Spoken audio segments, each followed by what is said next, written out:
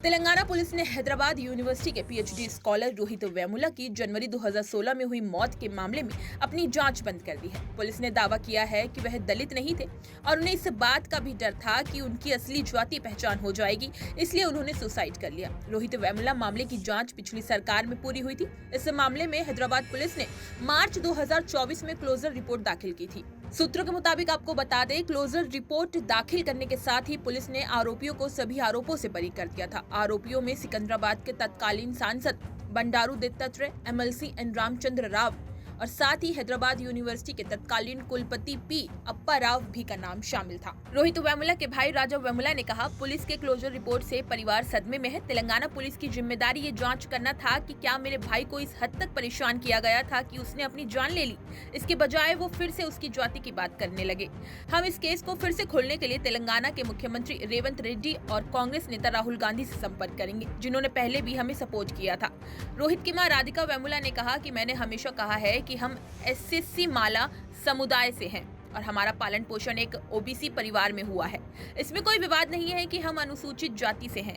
हम एक और लड़ाई के लिए तैयार हैं। वहीं आगे आपको बता दें कि तेलंगाना हाई कोर्ट में शुक्रवार को राज्य की पुलिस ने क्लोजर रिपोर्ट दायर की। इस रिपोर्ट में कहा गया कि इस बात का कोई सबूत नहीं था कि रोहित की आत्महत्या के लिए कोई जिम्मेदार था। इस रिपोर्ट में दावा किया गया कि रोहित वेमुला की ओर से दिए गए जाति प्रमाण पत्र जाली थे और वह एससी वर्ग से संबंधित नहीं थे। पुलिस ने रिपोर्ट में यह भी दावा किया कि रोहित को डर था कि उसकी असली जाति का खुलासा न हो जाए, इससे उसकी शैक्षणिक उपलब्धियां खत्म हो जाएंगी, जिससे पता चलता है कि यही वजह उसकी आत्महत्या का कारण बनी। इस बीच आपको बता दें कि Hyderabad central university student union ने रोहित वेमुला के मामले पर तेलंगाना पुलिस की रिपोर्ट के खिलाफ विरोध प्रदर्शन किया है। कल एक क्लोजर रिपोर्ट हम लोग को शाम को पता चला कि तेलंगाना पुलिस ने एक क्लोजर रिपोर्ट सबमिट किया है, जिस क्लोजर रिपोर्ट में बेसिकली जो इंक्वायरी होनी थी अबेंडमेंट ऑफ सुसाइड की और एट्रॉसिटी जो अप्पा राव पे, स्मृति ईरानी पे, बंडारू दत्तात्रेय, रामचंद्र राव और सुशील, ये सब लोगों पे जो एट्रॉसिटी का केस वो स्टूडेंट्स ने दाखिल किया था। रिपोर्ट में वो केस का इन्वेस्टिगेशन ना होते हुए रोहित ये शेड्यूल का स्टूडेंट है या नहीं है, उस बात में बहुत डिटेल से पुलिस ने जानकारी इकट्ठा की, पर इतने सारे उसमें मतलब फ्रॉडलेंट डेटा है।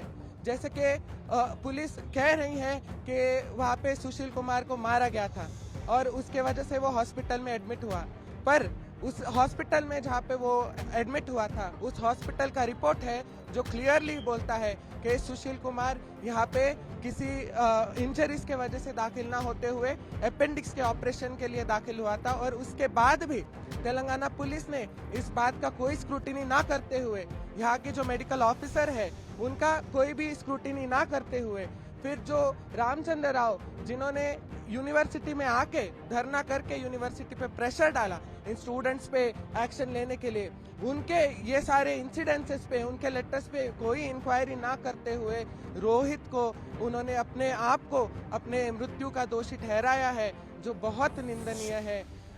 हमेशा एट्रॉसिटीज के केसेस के साथ ये होता है कि सालों लग जाते हैं, जस्टिस नहीं आता है, या फिर जस्टिस आता भी है तो फेवर में नहीं आता है।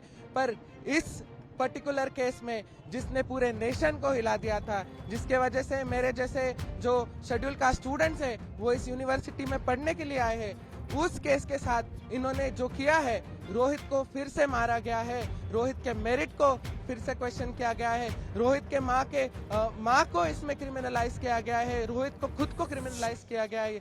ये काफी निंदनीय है और हम ये अपील करते हैं गवर्नमेंट को कि वो ये रिपोर्ट वापस ले। साथ ही आपको बता दें कि 2016 में पुलिस ने सबसे पहले आत्महत्या के लिए उकसाने की धारा 306 के तहत केस दर्ज किया था। बाद में पुलिस ने एससी और एसटी की धाराएं भी जोड़ दी थी। पुलिस ने मार्च में एक विस्तृत क्लोजर रिपोर्ट दायर की, जिसमें बताया गया कि एससी एसटी अत्याचार अधिनियम का कोई उल्लंघन नहीं देखा गया है। इसी तरह की तमाम खबरें और अन्य अपडेट्स के लिए बने रहिए हमारे साथ और देखते रहिए punjabkesi.com।